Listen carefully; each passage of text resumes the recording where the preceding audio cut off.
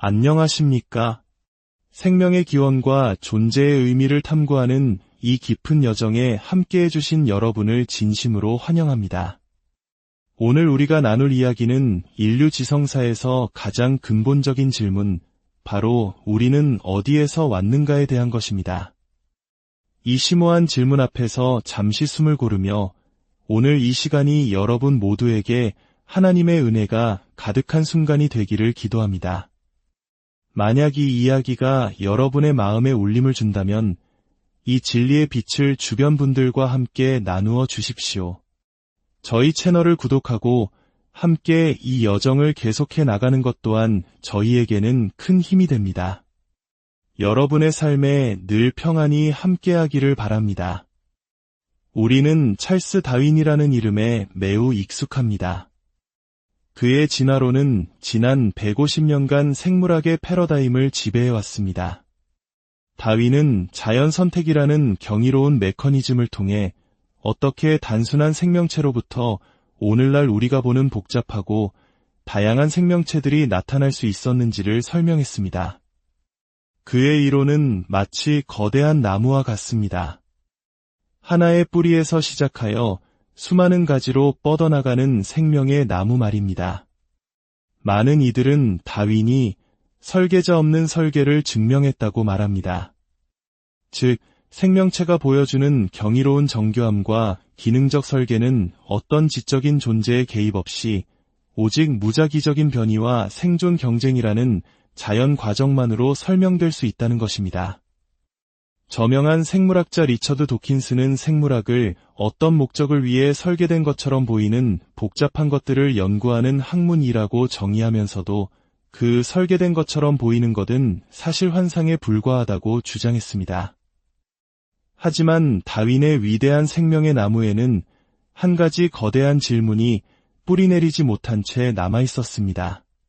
그것은 바로 그 나무의 가장 첫 시작점, 즉 최초의 생명은 어떻게 시작되었는가라는 질문입니다.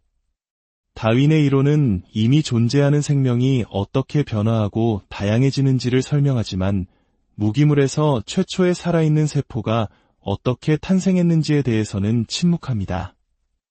다윈 시대의 과학자들은 이 문제를 그리 심각하게 여기지 않았습니다. 당시에는 세포를 원형질이라 불리는 단순한 젤리 덩어리 정도로 생각했기 때문입니다. 몇 가지 단순한 화학물질이 우연히 섞이면 생명은 저절로 생겨날 수 있다고 믿었던 것이죠. 그러나 20세기 중반 분자 생물학의 혁명이 일어나면서 인류는 세포라는 미시세계의 경이로운 복잡성과 마주하게 됩니다. 그리고 그 중심에는 DNA라는 분자가 있었습니다. 1953년 왓슨과 크릭이 발견한 DNA의 이중나선 구조는 인류에게 새로운 비밀의 문을 열어주었습니다. DNA는 단순히 생명의 재료가 아니었습니다. 그것은 생명을 구축하고 운영하는 정교한 정보를 담고 있는 디지털 코드였습니다. DNA 나선 안쪽에 위치한 아데닌, 시토신, 구아닌, 티민이라는 4가지 화학물질, 즉 염기들은 마치 컴퓨터 프로그래밍 언어의 0과 1처럼 혹은 우리가 사용하는 언어의 알파벳처럼 기능한다는 사실이 밝혀졌습니다. 이것은 정말로 놀라운 발견이었습니다. 우리의 세포 하나하나에는 방대한 양의 디지털 정보가 저장되어 있었던 것입니다. 이 정보는 단백질이라는 분자 기계를 만드는 설계도이자 조립 설명서 역할을 합니다. 세포 안에서는 DNA의 정보가 RNA라는 매개체로 복사된 후 리보솜이라는 분자 공장으로 전달됩니다. 그러면 리보솜은 이 정보를 읽어 아미노산이라는 부품들을 정확한 순서대로 조립하여 수만 종류의 단백질을 만들어냅니다. 이 단백질들은 각각 고유한 3차원 구조를 가지며 그 구조 덕분에 소화, 호흡, 세포 복제 등 생명 유지에 필수적인 모든 화학 반응을 수행합니다. 마치 잘 만들어진 연장이 각각의 기능에 맞는 형태를 가지는 것처럼 단백질의 정교한 형태가 그 기능을 결정하는 것입니다. 이 모든 경이로운 과정의 출발점은 바로 DNA에 담긴 정보의 순서입니다. 염기 서열의 작은 변화 하나가 단백질의 구조를 바꾸고 생명체의 운명을 결정할 수 있습니다. 여기서 우리는 DNA의 수수께끼라고 불리는 궁극적인 질문에 도달합니다. DNA의 구조나 기능에 대한 수수께끼가 아닙니다. 우리가 던져야 할 질문은 이것입니다. 최초의 생명에 필요한 이 방대한 디지털 정보는 과연 어디에서 왔는가? 생명의 기원에 관한 문제는 결국 생물학적 정보의 기원에 관한 문제와 같습니다.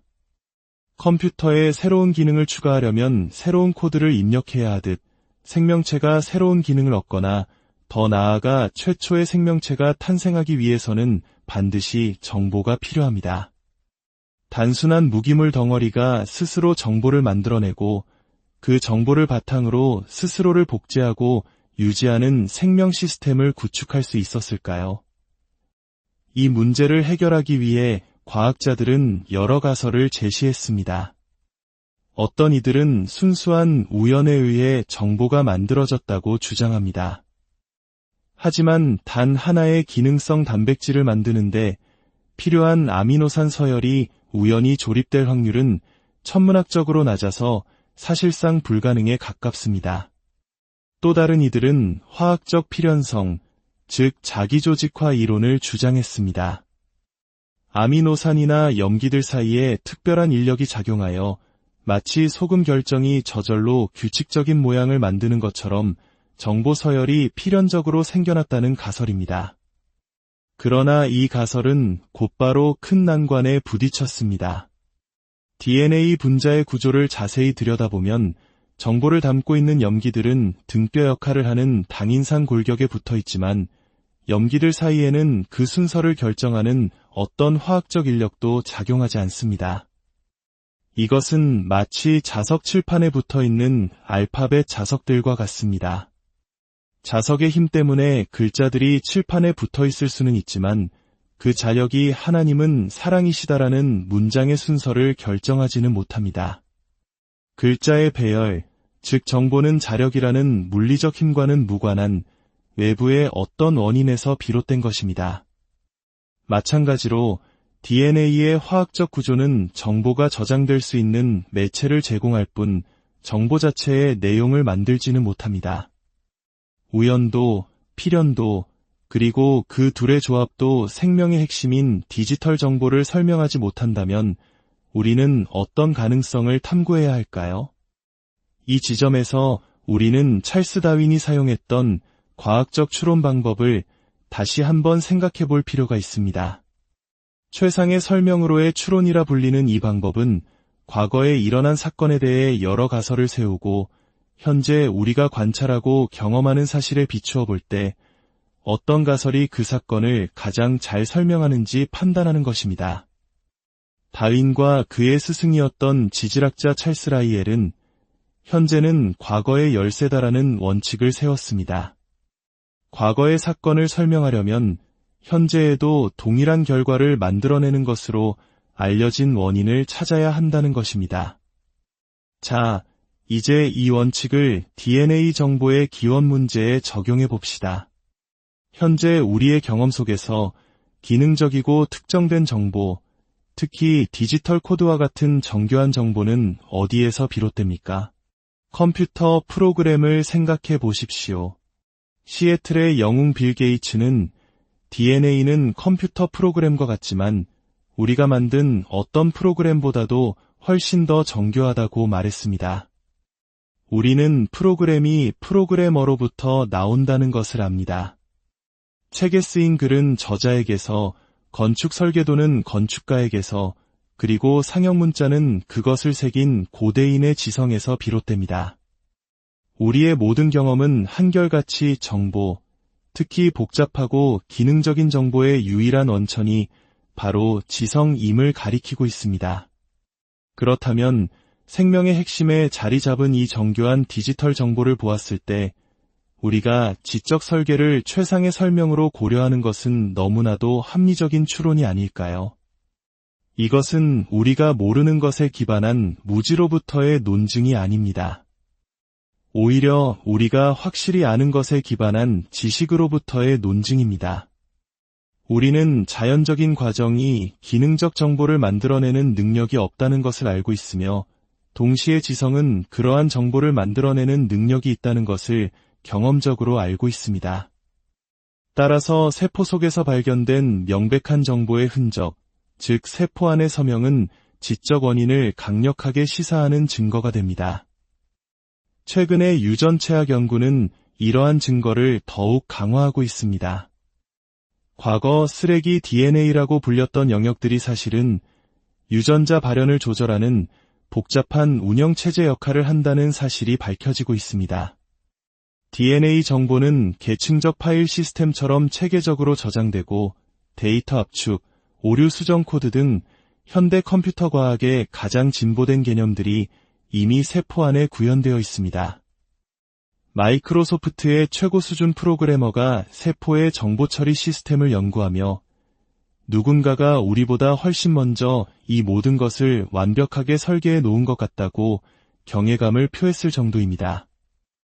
우리는 생명의 가장 깊은 곳에서 울려 퍼지는 메시지를 듣고 있습니다. 그것은 무작위적인 과정이 만들어낸 우연한 소음이 아니라 명확한 목적과 의미를 담은 정교한 언어입니다. 다윈의 시대에는 상상조차 할 수 없었던 분자 수준의 증거들은 이제 다윈이 사용했던 바로 그 과학적 방법론을 통해 생명이 지성을 가진 존재에 의해 설계되었다는 결론으로 우리를 이끌고 있습니다. 생명의 신비는 우리를 겸손하게 만들며 그 안에 담긴 경이로운 설계를 통해 우리는 보이지 않는 창조주의 지혜와 능력을 엿보게 됩니다. 생명의 근원을 탐구하는 이 여정 속에서 하나님의 지혜와 은혜가 여러분과 늘 함께하기를 기도합니다. 경청해 주셔서 감사합니다.